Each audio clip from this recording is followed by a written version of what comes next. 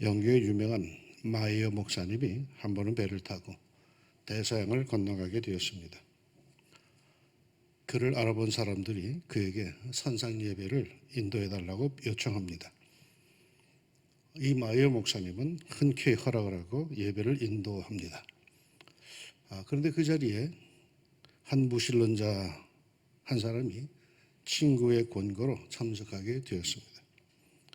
그날 마이어 목사님은 기도의 응답이라는 제목으로 설교를 하셨습니다. 예배가 끝난 후 그를 예배로 인도한 친구가 설교를 어떻게 생각하느냐 물었더니 자신은 절대로 기도의 응답이라는 것을 믿을 수가 없다라고 대답을 합니다. 이 무신론자가 예배 후에 가판 위를 거닐다가 어느 부인이 창백한 안색으로 안락 의자에 앉아서 반쯤 잠들어 있는 모습을 보고는 의자 위로 펴져 있는 그 부인의 양 손바닥에 자기가 갖고 있던 오렌지 2개를 이렇게 쥐어 주었습니다. 그리스도인 친구가 묻습니다. 자네가 아는 부인인가? 친구는 모르는 여자이고 그냥 재미로 장난친 거라고 대답을 합니다. 두 친구가 가판을 거닐다가 잠시 후에 이 부인 곁을 다시 지나가게 되었는데 잠을 깬 부인이 아주 명랑하고 상기된 표정으로 자기가 주었던 그 오렌지를 맛있게 먹고 있었습니다. 오렌지 맛있게 드시네요 하고 그 무신론자가 말을 건넸더니 부인은 아주 즐겁게 하나님을 찬양합니다 라고 응수합니다. 그러자 그가 정색을 하고 물었습니다. 왜 하나님을 찬양하십니까? 그 오렌지 2개는 제가 부인에게 드린 것입니다. 그러자 부인이 그 무신론자에게 이렇게 대답을 했답니다. 그랬군요. 당신이 바로 기도 응답의 도구였군요. 감사해요. 사실 저는 뱃멀미가 너무 심해서 가판에 나와서 기진맥진한 상태에서 하나님께 오렌지 2개만 먹고 싶어요라고 기도를 했거든요. 여러분, 사람에게 부탁해도 응답해 주는 게 장례인데 살아계신 위대하신 하나님께 기도하고 부르짖는데 어찌 응답해 주시지 않겠습니까? 여러분의 기도 생활에 우리 하나님께서 놀라운 지혜와 역사로 풍성하게 응답해 주시기를 소망합니다. 우리는 너무 몰라요.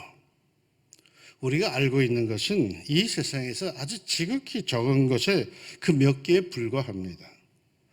만물의 영장이라고 하지만 우리가 아는 것이라고는 천재라고 불리는 아인슈타인이 말했듯이 모래사장에서 모래알 몇 개 주운 정도일 뿐입니다. 이런 얘기 있잖아요. 어느 날 공자에게 아이가 찾아와서 물었답니다. 공자님은 모르시는 게 없다면서요? 그러면서 묻습니다. 공자님, 하늘의 별은 몇 개나 되나요? 공자가 난처해서 말합니다. 얘야, 그건 너무 멀리 떨어져 있는 것이라 잘 모르겠다. 그러자 아이가 이렇게 다시 물었답니다. 그러면 공자님 눈썹은 몇 개인가요? 우리는 너무 몰라요. 그러면서도 아는 체 하며 살아갑니다. 어쩌면 소크라테스처럼 나는 내가 모른다는 사실만을 안다라고 겸허하게 대답하는 것이 이게 지혜로운 대답일 겁니다.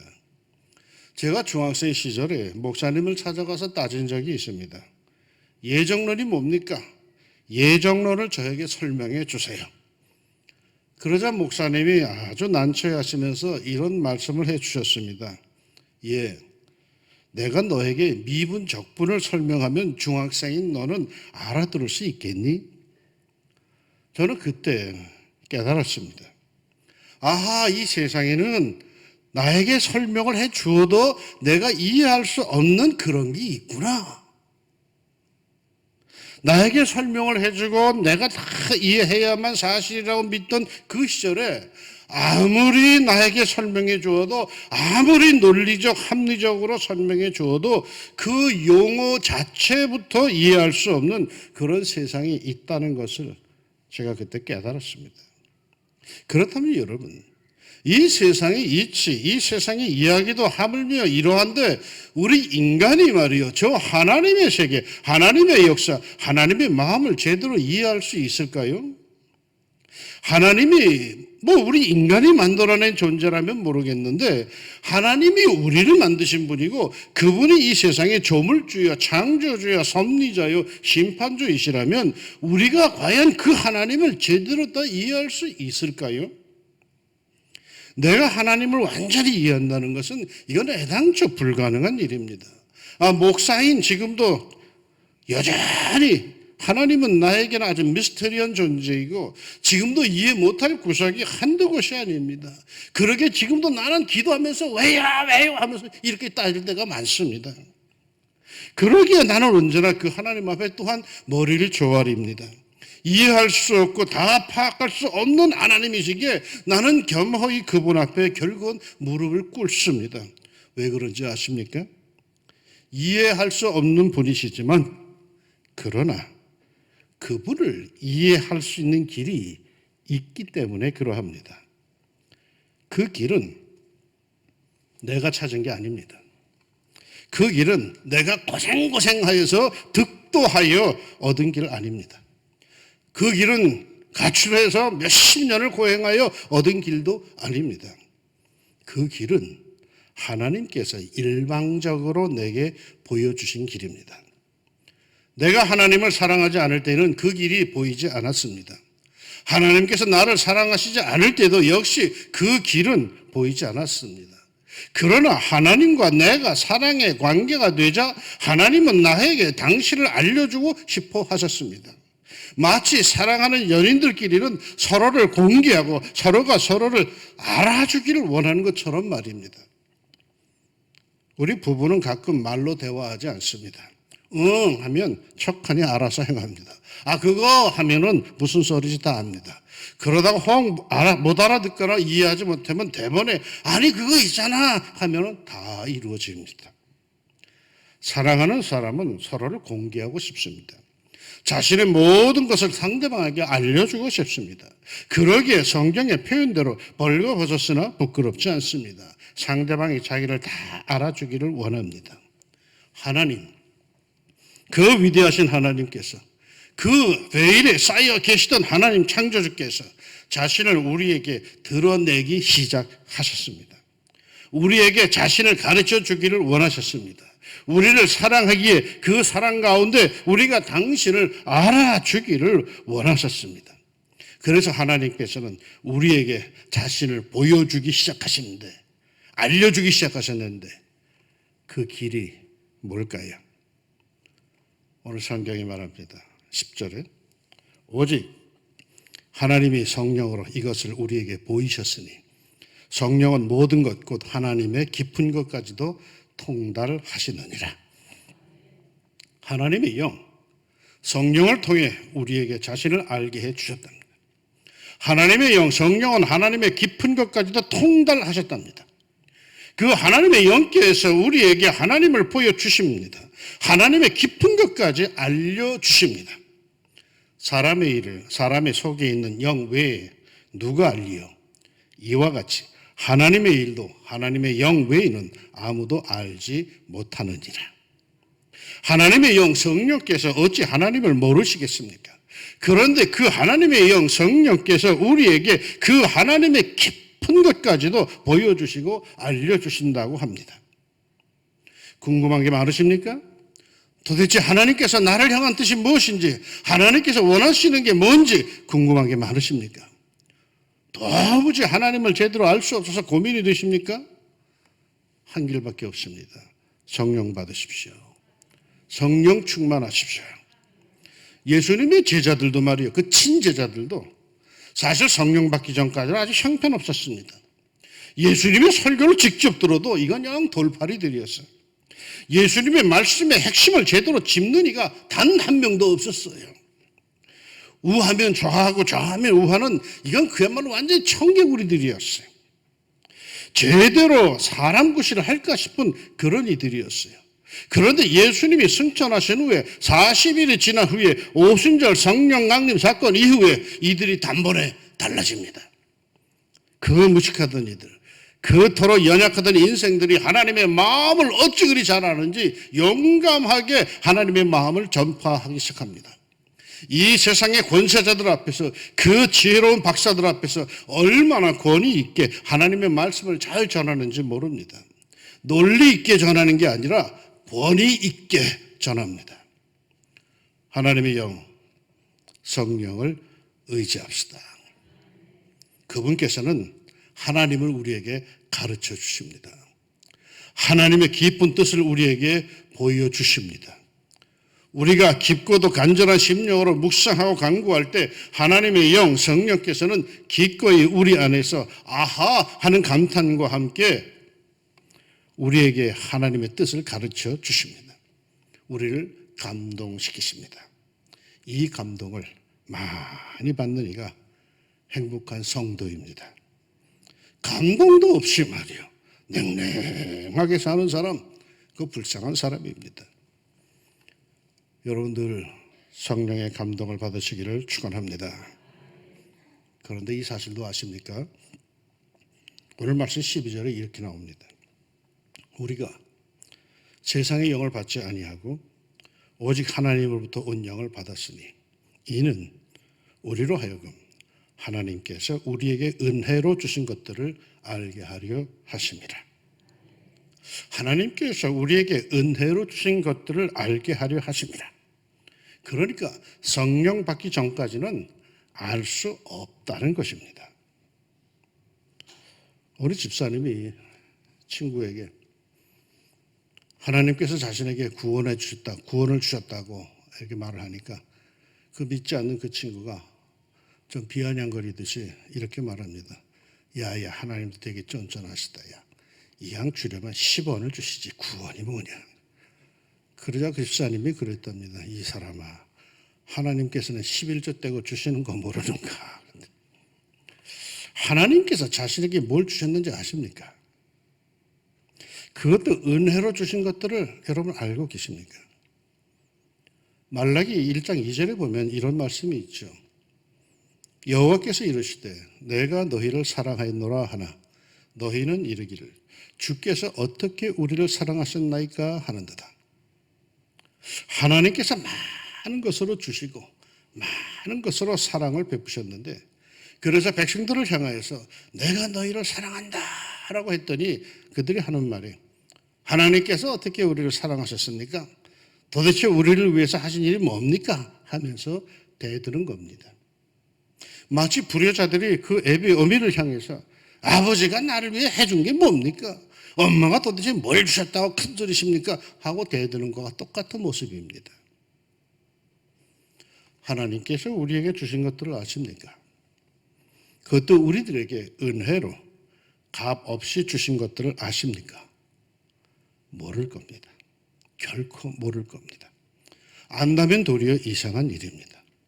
오늘 성경이 말하듯이 하나님의 영, 성령을 받기 전까지는 하나님께서 우리에게 은혜로 주신 것들을 결코 모릅니다.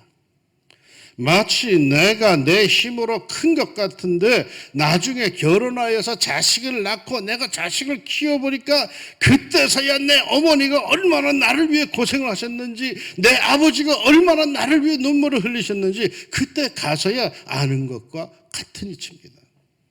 우리는 모두 말이요, 제 힘으로 산 것 같이 여기고 있습니다. 제 힘으로, 제 능력으로 여태까지 살아왔다고 여기고 있습니다.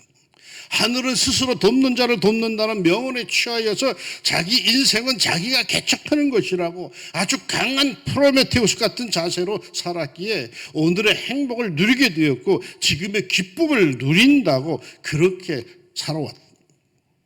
그런데 말이죠, 우리에게 적어도 하나님의 영, 성령을 받고 주 안에서 살아간다는 우리에게 성경은 이렇게 증언합니다. 우리가 세상의 영을 받지 아니하고 오직 하나님으로부터 온 영을 받았으니 이는 우리로 하여금 하나님께서 우리에게 은혜로 주신 것들을 알게 하려 하심이라. 그러기에 성령 받고 나니까 기가 막혀. 그게 다 내가 잘나서 그랬던 것으로 알았는데 그게 아니었어요. 하나님의 은혜였어요. 하나님께서 그때 나를 붙잡아 주신 것이고 주님께서 그때 나의 발걸음을 단호하게 옮기게 하신 것이었어요. 지혜의 하나님께서 나에게 그때 그런 생각을 갖게 하셨고 그런 기회를 갖게 하신 것이었어요. 평상시와 달리 꾹 참을 수 있도록 그때 하나님께서 나를 붙들어 주신 거였어요. 정말 하나님께서 내게 주신 은혜, 내게 베푸신 은총들이 성령 하나님을 받고 나니까 드디어 보이기 시작하는데 유구무원, 끝없이 눈물을 쏟을 정도로 이것도 하나님의 은혜, 저것도 하나님의 은혜. 나는 정말 하나님의 은혜 안에 살아왔습니다. 하나님의 은혜가 없었다면 내 인생은 진작 끝장 났을 겁니다. 이제껏 내가 산 것도 주님의 은혜라. 또 나를 장차 본향에 인도해 주시리.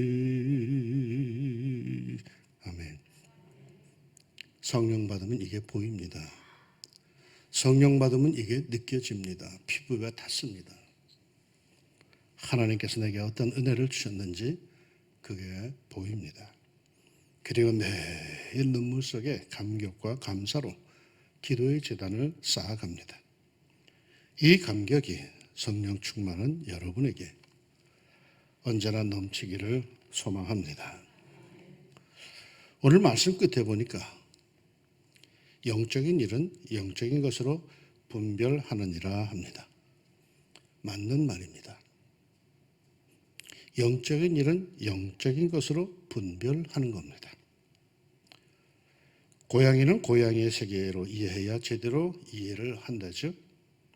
강아지는 강아지의 세계로 이해해야 그게 옳게 이해가 된답니다. 고양이와 강아지가 서로 싸우는 이유를 아시죠? 강아지는 앞발을 드는 게 친화, 평화의 제스처인데 반면에 고양이는 앞발을 드는 게 적대감, 공격성의 제스처라고 합니다. 그러니 서로 다른 이 두 세계를 자기 중심의 세계로 이해하려니까 싸울 수밖에 없는 겁니다. 영적인 것은 영적으로 이해해야지 그걸 육적으로 육신적으로 이해한다면 뭔가 핀트가 제대로 이렇게 맞겠습니까? 육적인 것 그것 역시 육적으로 이해를 해야지 영적으로 이해한다면 그것 역시 뭔가 불화를 조리가 날 수밖에 없습니다. 오늘은 여러분 성령 강림 주일입니다. 성령께서 이 땅에 임재하신 날을 기념합니다. 왜요? 제대로 하나님의 사람을 만들기 위해서 하나님의 깊은 뜻을 사랑하는 이들에게 가르쳐주고 싶어서 그리고 하나님께서 그들을 얼마나 사랑하셨는지 그동안 베푸신 사랑과 은혜를 알려주고 싶어서 하나님의 영 성령이 이 세상에 오셨고 하나님의 사람들, 성도들 가운데서 역사를 펼쳐나가십니다. 사랑하는 성도 여러분, 여러분은 육의 사람들이 아닙니다. 신령한 사람들입니다. 성경은 분명히 우리가 영의 사람들이라고 얘기합니다. 육의 사람들은 다 길거리에 나가 있습니다. 지금 이 시간 주일날 영의 사람들은 그 길거리에 나가 있지 않습니다. 하나님 앞에 앉아 있습니다. 성전에 있든지 집에 있든지 삶의 현장이든지 누구나 다 하나님의 사람들은 영의 사람들은 하나님 앞에 앉아 있습니다. 세상 사람들이 육의 사람들이 볼 때는 참 이상도하다, 참 바보 같다라고 하지만 그래도 우리는 그들의 가치관과 그들의 세계에 속해 있는 사람들이 아니고 우리는 영의 사람들입니다. 영은 영으로 이해를 해야 되는 겁니다. 육신으로만 이해하려니까 도무지 이해가 안 되는 겁니다. 여러분은 신령한 사람들입니다. 그러기에 무엇보다 하나님의 영, 성령의 역사에 감동되십시오. 그 성령님께 도우심을 요청하십시오. 그리할 때 여러분 안에서 하나님의 영, 성령의 역사가 펼쳐질 것입니다. 이제부터는 말이죠. 여러분의 일을 육적으로만 이해하지 마십시오. 이제는 영으로 이해하십시오. 왜냐하면 여러분은 영의 사람들이기 때문입니다. 부디 성령 충만하여 하나님의 뜻을 깨닫고 하나님께서 베푸신 은혜와 사랑을 보며 감동과 감격의 시간 속에 더욱 신령한 성도로 굳세게 살아가기를, 그야말로 성령의 사람으로 살아가기를 주의 이름으로 축원합니다. 기도합시다. 육의 사람들이었습니다. 태어나서 먹고 그냥 살다가 휙 사라져버릴, 바람과 함께 사라져버릴 그런 인생이었습니다. 그런데 하나님께서 우리를 붙여보시고 하나님께서 우리 안에 성령을 불어넣어 주시며 성령이 내 안에 들어오시자 비로소 아하, 다른 세상이 있구나 느끼게 해주시고 이게 다가 아니구나라는 걸 느끼게 해주시고, 그리고 마침내 기도하는 가운데 하나님의 그 엄청난 사랑을 깨달을 수 있도록 은혜 주신 것을 감사합니다. 전에는 몰랐습니다. 저는 내 힘으로만 사는 줄 알았는데 내가 하나님에게 붙들리고 보니까 하나님이 어떤 분이시고 하나님께서 그동안 나를 어떻게 붙들어 오셨는지 비로소 보게 됩니다. 하나님 감사합니다. 아무짝에 쓸데없는 인생이었는데 하나님께서 우리에게 영생의 의미를 더하여 주시고 우리 안에 이 질그릇 같은 인생 안에 예수 보배를 담아 주시사 지켜주시며 내가 얼마나 소중한 존재인지를 알게 해주시고 그걸 또한 지키기 위해서 성령마저 부어주시사 더욱 온전한 하나님의 사람으로 살게 해주신 것 감사합니다. 오늘 성령 강림주의를 맞이하며 다시 한번 제 자신들을 돌아봅니다. 주의 영께서 종을 떠나지 마시고 영원히 함께하여 주시사 순간순간마다 하나님의 뜻을 알게 하여 주시고 하나님을 신뢰하게 하여 주시고 하나님 나에게 어떤 아름다운 일들을 베푸셨는지를 눈으로 보며 늘 찬송하며 살게 하여 주옵소서. 내 눈앞에서 펼쳐지는 현실만 보고 좌지우지 되지 않게 하여 주시고 하나님의 영의 속삭임과 그 약속을 굳게 붙들고 이 세상을 이겨나갈 수 있는 강한 하나님의 사람들, 신령한 성도들이 되게 하여 주옵소서. 성령 강림 주일입니다.